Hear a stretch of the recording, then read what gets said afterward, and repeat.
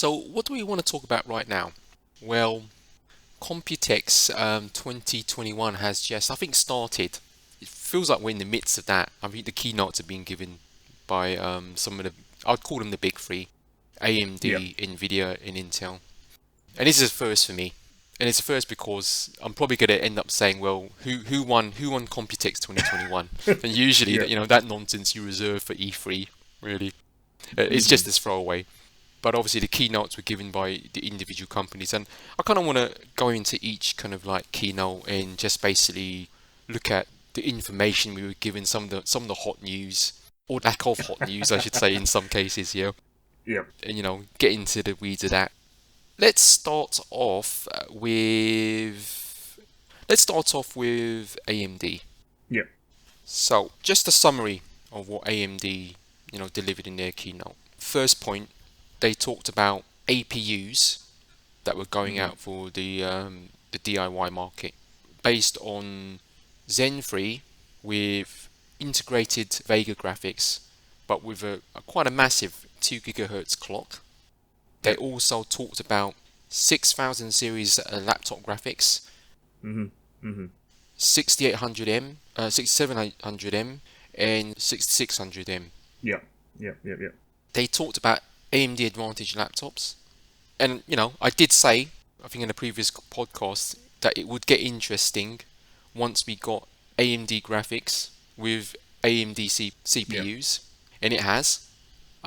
They also basically outed FSR, Yeah. Yeah.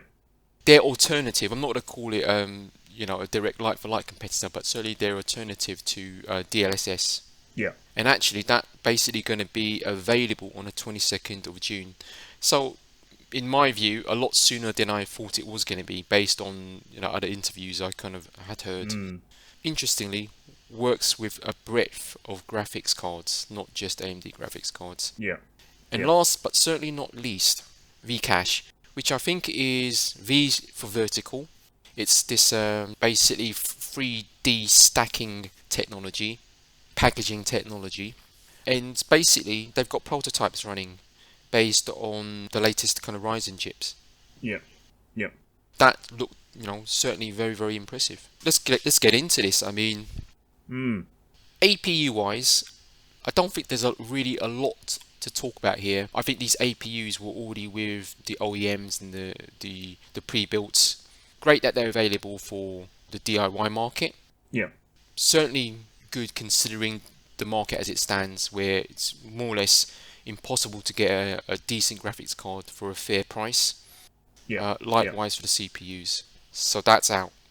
The way it becomes interesting is finally we've got these 6000 series laptop graphics, these RDNA laptop graphics chips, Yeah. Yeah. Yeah. Yeah. and I think that's where it's going to get interesting. Connected to that, AMD Advantage laptops, Yeah. yeah, which Yeah. I think really allows some of these laptops to behave very much like the new generation of consoles, with Yeah. Smart Shift and SAM and all AMD parts. It's not quite Yeah. an APU, but with those bells and whistles, it's kind of behaving like an APU. I don't know what you think about that, Al. Yeah. And I think we could. I think we could see it, right? I think that was kind of some of our predictions before. It is definitely good to see the. I think I've already started seeing some of the reviews of the 6800M, and its dominance already on what it's outputting is amazing. Yeah, it just makes a lot of sense. All the work that they've done for Sony and for Microsoft on on those consoles. Yeah, it makes sense to take advantage of some of the technologies they built into it. And then package it up as as part of a laptop. Yeah, it's it basically what would you call it? Cross fertilization of the Mm. different kind of like product stacks and whatnot, right? So I mean, what's interesting about this is the AMD Advantage tag they have, Yeah, yeah, yeah. as well as saying, yep, we're gonna have an AMD CPU, AMD GPU. They also, I don't know, would you call it almost a spec, an AMD spec, or minimal acceptable standard for a laptop with, Mm. I guess an AMD Advantage badge on it? Yeah, You got to have the AMD parts, obviously. You got to have the smart access memory. yeah. You've got to have smart shift. They've even gone as far as temperatures actually. The WASD portion of the keyboard, they've spec'd out as being 40 degrees Celsius at maximum. The heat of the keyboard that you're playing with. The screen is, I think it was 165 Yeah. hertz. Yep. Yeah, Yep. 300 nits with really good color, reproduction. And what else did they kind of call out? Battery life as well. Yeah. Yeah. Yep.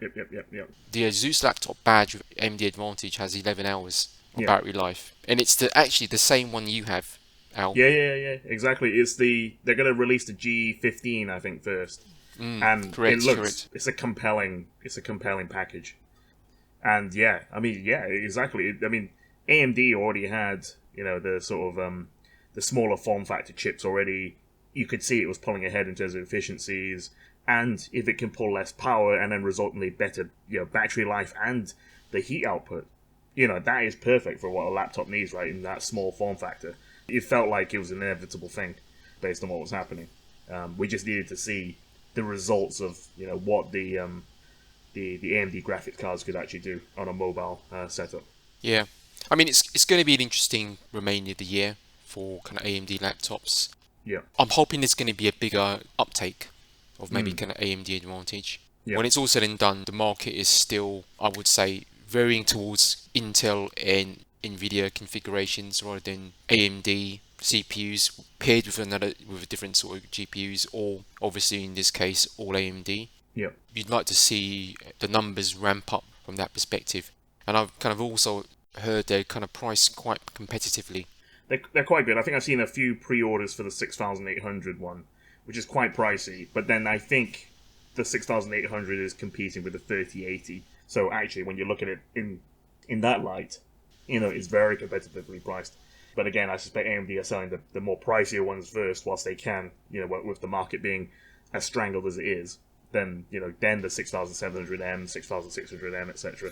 Once those ones roll out, I'm sure there'll be a kind of a good rush for those sorts of good value kind of gaming laptops. And what have you observed any of the benchmarks? Have there been any kind of benchmarks that have come out? Yeah, I've looked at the 600, the 6800M. I think that's the only ones that are out there, and that is pushing slightly above, if not very similar to the 3080 on a mobile form factor. So yeah, then it obviously beats the 3070 quite easily. It's very comparable. It's very comparable. All good stuff. Yeah, very good showing from AMD at Computex. Yeah. Now moving on to FSR, Fidelity Super Resolution. Yeah. Obviously, it's coming out June 22nd. It's open, which means obviously it works even on Nvidia GPUs as well as older AMD GPUs. They're doing this for PC first, with a view of doing it for console later. Yeah. But finally DLSS has some competition. Yeah. Obviously, not a lot of information other than the marketing spiel. We know it's not machine learning, so you're not training any kind of model. You're not working on kind of tentacles or inference or anything along those lines. Yeah. It's almost like post processing, or basically comes at the tail end of the actual graphics pipeline. Yeah. Now, it has certain modes of operation, so you've got ultra quality settings or performance settings, and I think there's about 5 or 6 settings you can choose from. But at the moment, no real indicators on the level of, let's say, image quality you can achieve. However, in terms of pure performance and frame rate, it looks impressive. The numbers look impressive. And I think there was one demo they showed where I think it was an Nvidia GTX 1060. So I think it's that graphics card that was at the top of the Steam survey. Yeah. We spoke upon this Yeah. when we looked at the Steam survey one podcast, and they had FSR running on that. I think for Godfall. Without FSR, it was sub 30, 27, 26 frames a second. Yeah. With FSR, it was above 30. I think 35 frames a second, something along those lines. So they were getting a significant percentage uplift by introducing FSR. Obviously, the money shot was that it worked on Nvidia GPU, hence it's open. Yeah, Yeah. yeah, So a lot of people theorizing is that they may not be able to compete with DLSS in terms of quality, outright quality. yeah, How they do hope to compete is just basically uptake.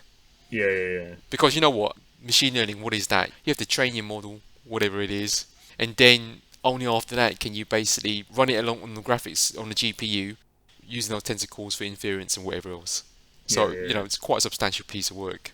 Yeah, so the interesting thing will be what will happen with things like, I'm looking forward to being able to utilize it as well, kind of late end of June. So with my London setup is with the 5700 XT. So it'll be interesting to see how much gains I can get off that as well, and reducing some of the specs on some of the other games that I'm playing. So yeah, looking forward to testing that. And I'm wondering if we could do something interesting like where you could use DLSS as well as FSR and see what what strange output would that give you.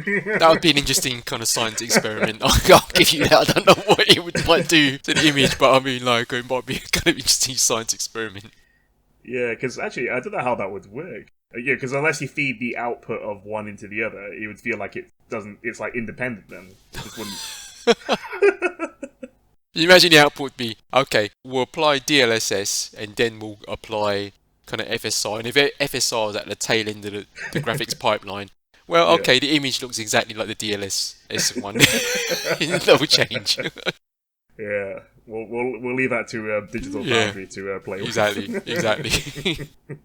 So that's actually all good. So it's something we all kind of look forward to. Yeah, Under normal circumstances, the FSR announcement would have been the showstopper. yeah, But yeah. Lisa Su's actual gotcha moment, her, what I'll call it is like that Apple moment where Steve Jobs used to say that one last thing, or whatever it was, right? Yeah. Was actually this Vcache thing. Mm-hmm, They call it X3D packaging, or the X3D package. And packaging it's like chiplets. It's like multi-chip modules. Yeah. Yeah, it's like what they did with HBM2 memory, the stacking. So Yeah. what they've actually done here, they've taken I think it was a Ryzen 5900X, Yeah. and they stacked, I think it was 64 megabytes of SRAM Mm-hmm. on top of the existing cache. Yeah. Yeah, and I think that meant you got 96 megabytes of cache in total. Yeah. Okay. Yeah. They did that through this technique using TSVs or through silicon vias. Mm-hmm. Mm-hmm. Yeah. So literally, you're just stacking an additional piece of cache. You're using these TSVs to bond it, and I think to a degree they're interconnects and they also power the extra stacked piece of SRAM. Yeah. I vaguely understand it. I'm no expert, but that's what I got from the conversations. Yeah. Yeah. Yeah. And in effect, that's all that's really changed. Not insignificant, obviously. What it sounded like to me, it was very plug and play. You wouldn't need to necessarily code for it, let's say. Mm-hmm. And they were getting it anywhere between 4 to 25% performance increases for games. Mm-hmm. This you'll like. Monster Hunter World was the game they got a 25% increase in. Yeah. For frame rates, I'm talking obviously. Yeah. Yeah.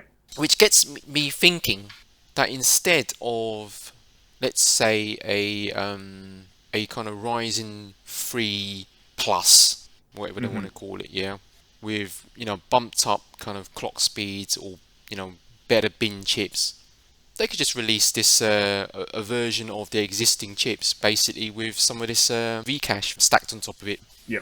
Yeah. And I think that would be a bit more meaningful, and they could do this. And Lisa Su already had said they're ready to go into production by the end of the year. So Yeah. by her saying that, that means we are going into production at the end of the year. That's what she's kind of saying, right? Which kind of means to me they already had the prototype running. And by the way, the demos they were showing were running on a 5900X with and without the extra cache stacked. That kind of tells me that they're going to produce a chip by the end of the year to potentially basically go up against something like Alder Lake. Yeah. I think really geared towards gaming, because not everything is going to benefit from this extra cache. I've heard that maybe video encoding might, Mm-hmm. gaming obviously will, but not Yep. everything. Yep. And it just sounded to me that's the route they're going. The negative part of this is people are saying that they might push out Zen 4. Yeah. Yep. Yeah. So, that's obviously the downside of it. Mm-hmm. Mm-hmm.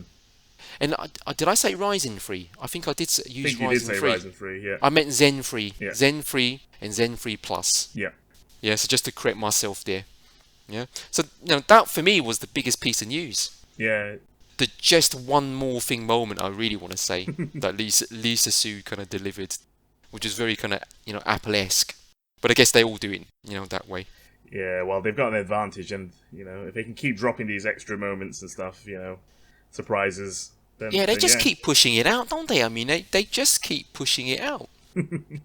Just when you think, yeah, they're on the back foot now. Finally, Intel or whoever else is basically catching up. They just push this one extra little nugget out there. It's kind of like, I'll just take my white glove off, and I'll basically slap you across the face with it. And then, it's that sort of moment, you know what I mean? Like, wake up, we're not going anywhere. But anyway, enough AMD love, but that was exciting. So let's move on from AMD. Let's talk about Nvidia. Yeah. So Nvidia have obviously now released their LHR cards, the low hash rate cards. Yeah. Yeah. Yeah. Which apparently you can't hack by just updating the BIOS. So thank God they learned something. Yeah. What was interesting is you actually can't tell whether you have got an LHR unless you open up the card or the system or utility software that typically tell you or give you information around the hardware it gets updated. It does not appear on the box or anything along those lines. Yeah. Yeah.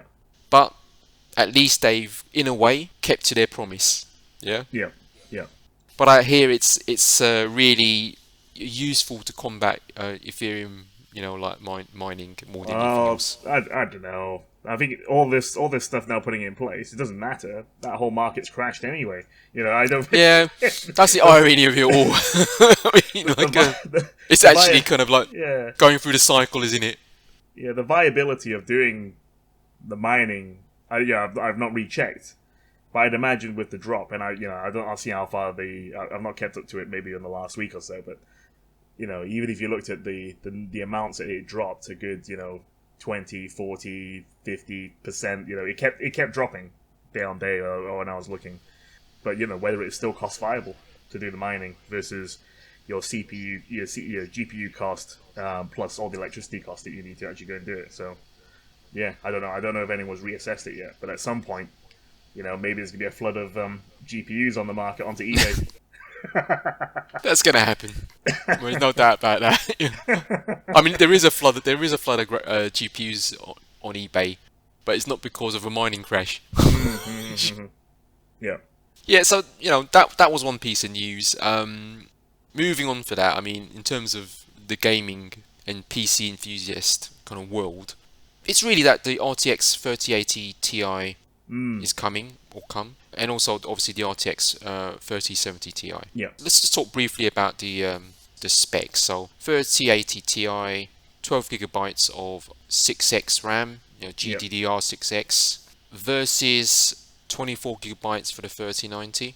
I understand it's very close to performance to a 3090.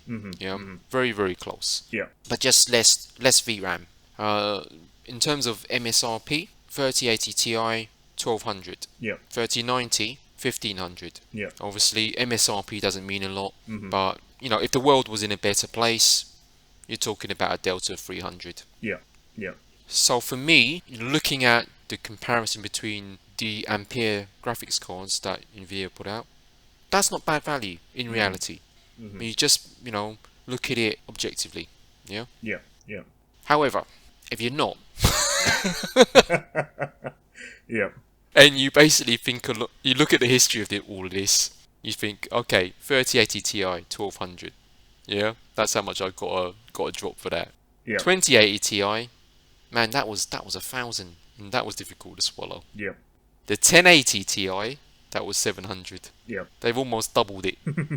Yep. Now the 3070 Ti, that is going to be retailing for around about 600. Okay. It's almost as fast. Am I right in saying it's almost as fast as a 3080? I think in some benches it's almost Yeah, as fast probably. as a Yeah. 3080. 8 gigabytes of RAM, and I think it's 6x as well. hmm 3070 is 500, also with 8 gigabytes of RAM. But I think the slower RAM, the standard GDDR6. Yep. So in my view, that's an interesting card. hmm That's an interesting card. If it gets close to a 3080, that's obviously gonna be the card to get, in Yep. my view. You Yep. know. But as far as gaming and PC enthusiast news, that's all that Nvidia delivered. There Yep. wasn't much else. And getting onto Intel, Mm. well, not much to speak of. Yep. A couple of new CPU SKUs. Yeah. No DG2 graphics details. Bottom of the pile. How boring. So based on that, you basically ask the question, well, who won Computex 2021? And I didn't know that such a kind of competition even existed, right? If one did, right? Yeah. Yeah, I think AMD kind of knocked it out of the stratosphere in comparison to everybody else. Yeah. I think it was definitely an AMD easy one for this one Yeah, for it sure. was it was easy. And to be honest, I mean, the one thing they actually did is they had a lot of news to deliver. hmm Whereas Nvidia, I mean, they had a segment I think that was really geared towards enterprise, but Yep. really they didn't have much to say apart from the TI. Yeah. And even then, the TIs, from what I could see on reviews and stuff, it wasn't getting well received. Maybe the pricing. It's the It's that pricing. gap. It's the gap between the 3080 to 3090. The 3090 was a card that you don't really need.